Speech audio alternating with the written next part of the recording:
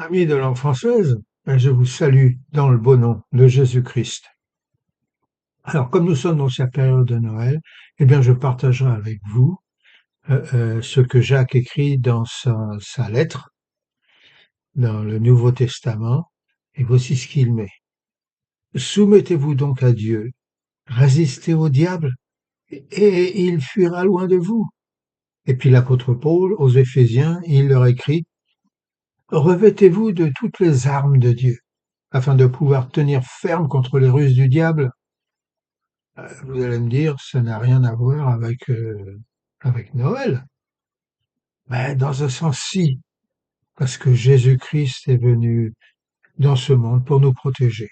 Donc ça fait partie de sa venue dans le monde, qui est venue donc à Noël. Tenez, vous allez comprendre tout de suite. Prenons un exemple. Israël. Israël avait la parole de Dieu. Ils étaient les élus. Ils vénéraient le vrai Dieu et protégeaient un héritage spirituel qui leur avait été donné par Dieu. Et pourtant, ils étaient devenus pauvres, pauvres petites flammes, et leur religion une protection soporifique. Dans leur torpeur, cette nation mise à part par Dieu avait laissé la plénitude du péché revenir dans leur brume et avait perdu leur premier amour. Israël, complaisant, se moquait complètement d'un autre Messie. Il y avait de toute façon tant de prétendants à un trône jalousement protégé par un roi maléfique, collaborateur des Romains, et beaucoup de gens dans ce pays ne recherchaient que leurs propres intérêts de toute façon. Mais ce n'est pas le cas de nos rois mages. Regardez la façon dont ils ont agi avec le peu de connaissances qu'ils avaient sur cet événement extraordinaire. Ils demandent, ils s'interrogent, ils s'intéressent au plan de Dieu pour l'humanité. Ils voulaient en savoir davantage. Vous voyez, d'habitude, les sages ne posent pas de questions. Ce sont plutôt des gens qui donnent des réponses. C'est pourquoi ils sont sages.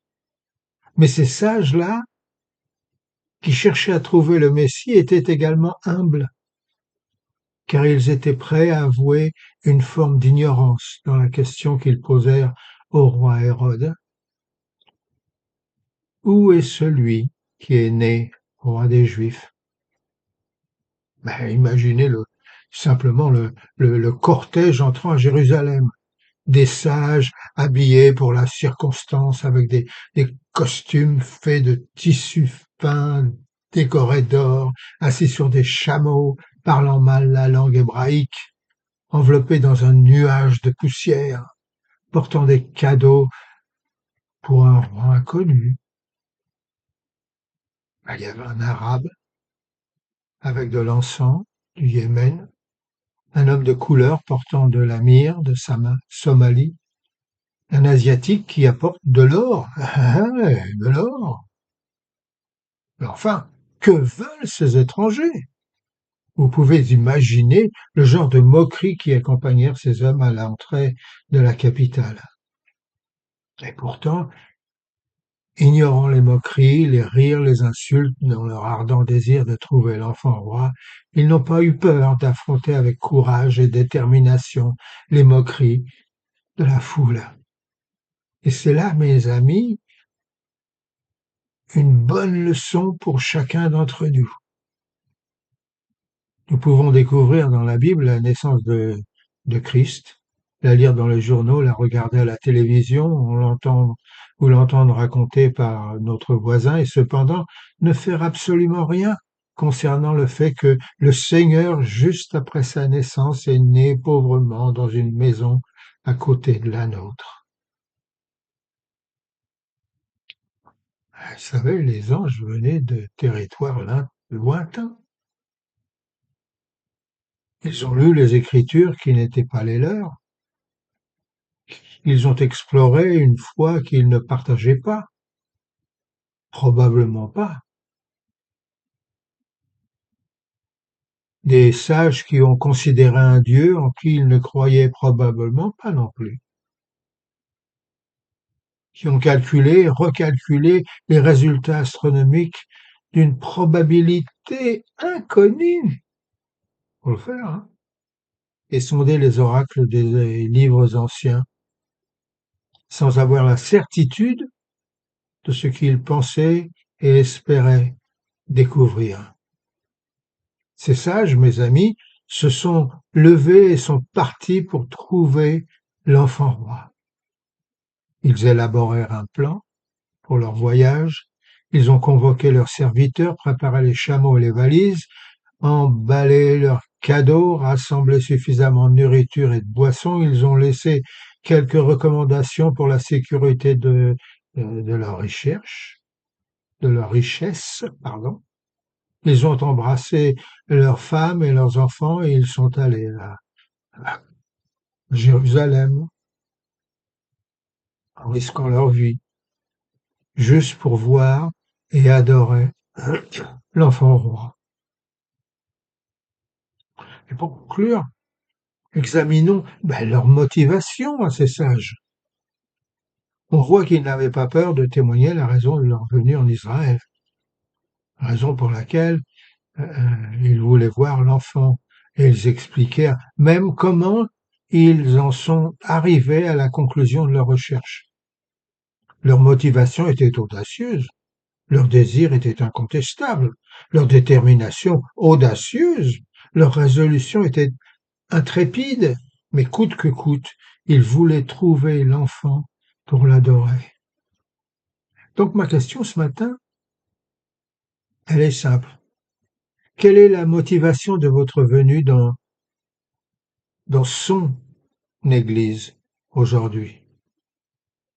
Croyez-moi, si vous venez dans ce poste, cette Église, ce temple, avec le profond désir que votre âme soit bénie, quelle que soit la qualité du culte, je vous promets que vous serez bénis. Si vous êtes venu pour trouver le pardon pour vos péchés, alors je suis heureux que vous soyez venu, car aujourd'hui, le salut viendra dans votre cœur. Si vous êtes venu supplier Dieu le Père de purifier votre cœur, alors vous avez frappé à la bonne porte, car il peut purifier votre âme. Si vous êtes venu trouver Jésus-Christ, alors réjouissez-vous, comme les bergers qui l'ont trouvé, comme on leur avait dit, car personne n'a jamais témoigné, je pensais trouver le Seigneur, mais je ne l'ai pas trouvé. Si le Christ, mes amis, n'est pas trouvé, ou semble être loin, c'est parce qu'il n'a pas été recherché sincèrement, honnêtement, loyalement, humblement, sans condition ni cherché comme l'ont si bien fait, justement, ces mages, car la promesse est certaine. Cherche et tu trouveras. Écoutez la parole du Seigneur dans 2 Chroniques, chapitre 15, verset 2. L'Éternel est avec vous, tandis que vous êtes avec lui. Et si vous le cherchez, vous le trouverez. Et si vous l'abandonnez, il vous abandonnera. Alors ma question aujourd'hui, elle est très simple. Quelle est la motivation de votre vie? Qu'est-ce que vous voulez en faire? Voulez-vous vraiment que le Christ soit le but de votre vie? Alors la seule façon est de le trouver, de venir près de lui et de l'adorer. Dieu vous garde pendant ces fêtes de Noël.